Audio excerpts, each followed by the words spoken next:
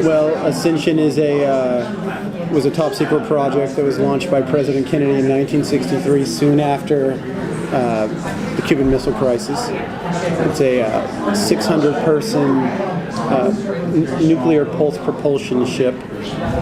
It's over 1,500 feet long, weighs 10 million tons, and is a lifeboat for humanity. That's what it was intended for. If we destroyed ourselves on Earth, humanity would survive. But if there's no communication between Earth and the ship, then how would you find the lifeboat that you sent? They think that the Earth is destroyed. It's totally non-interdependent with Earth. It's a fully functioning. It's a lifeboat for humanity. Oh, okay. The people on board are going to go to Proxima, colonize it, and make sure the human race thrives again. What inspired you to create the show? I was reading about the Orion Project, and I thought it was interesting that this it's kind of a forgotten project, because we all know about the Apollo and Mercury projects, and it was interesting that in the 50s they were planning a space program that could have explored interstellar space right then and there. They had really big dreams, and now everything's so reduced that we can't even link up to the International Space Station. So.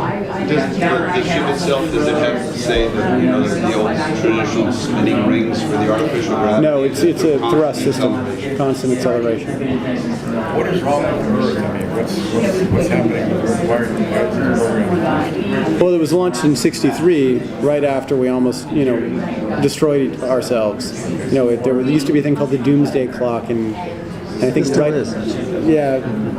but people don't pay attention to it anymore. But back then they really did. And we were like 1 second to doomsday, or 1 minute right after the Cuban Missile Crisis. And we were prepared to go to war. And actually, the real history of the Orion Project was that it was a military. It wasn't NASA. It was military. And so it was top secret, and that's why it's not as well known. But in '63, Kennedy was shown a mock-up of what the project would look like, and it scared the hell out of him. It looked like the Death Star.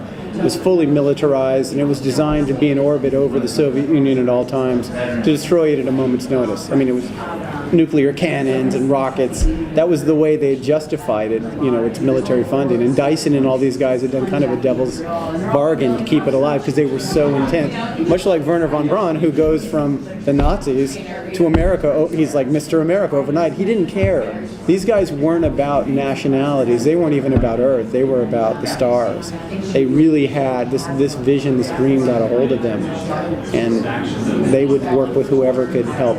So is Ascension equipped with a library of humanity's riches and with stuff to use when they get there? Yeah, they have a massive terraforming division where they basically try to imagine what different environments might be like and how they would interact with that. But we have all the riches in these vast library that has these stacks that go up and down through the floors of the greatest books and art. And there's a scene where someone comes into the library and does a riff on I Love Lucy. Lucy, I'm home, and she says, you have at your at the doorstep here all of humanity's greatest literature, and this is what you remember.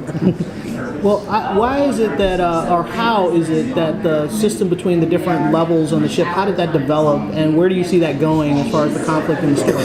It just developed because I think it seems as if man is a hierarchical animal no matter what, and so people who, were officers or scientists, this thing kind of evolved pretty rapidly, where it's not a question of inequality, more about real estate.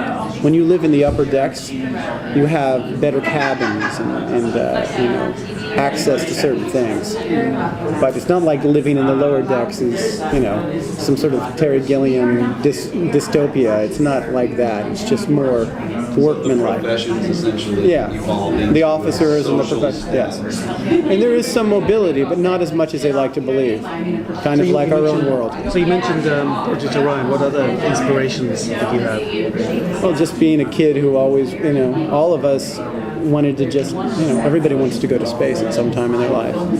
And, we wonder what it would be like. And sometimes it seems like, the parameters of Earth are limited, and you wish we could have greater things here, and that's the canvas to write your imagination on. So, who are your scientific advisors? We've had a lot of guys from NASA. I'm surprised how many of them there are in Los Angeles, and some really well-known hard science fiction writers as well.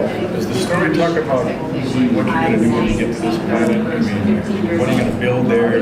Well, that's what they imagine. One of the characters says, who believes that this was a boondoggle created by our grandparents bought into a lie, and it was $1 billion project that some politicians sent us out to God knows where. And what are we going to do when we get there? Live like pioneers and build picket fences and tame a wilderness? And he's the rebel, and his girlfriend to be says that's exactly what we're going to do. We're heroes. We're saving humanity.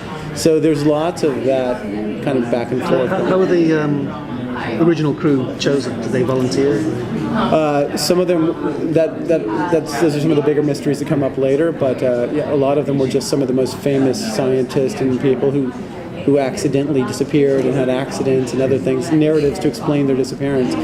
Someone says at one time, you put 600 of the best and brightest in a tin can for 50 years, and you'd be amazed at what they'll come up with. And so would you say that the show, even though it's science fiction, that you were trying to stay as close to reality and science absolutely, as and possible? even in the use of like closed systems and water reclamation systems and animals and all of that, we've always looked at all of that stuff because it's more interesting when it's based on reality. If it's just like push a button and we have food appear in Star Trek, and it's not interesting to me.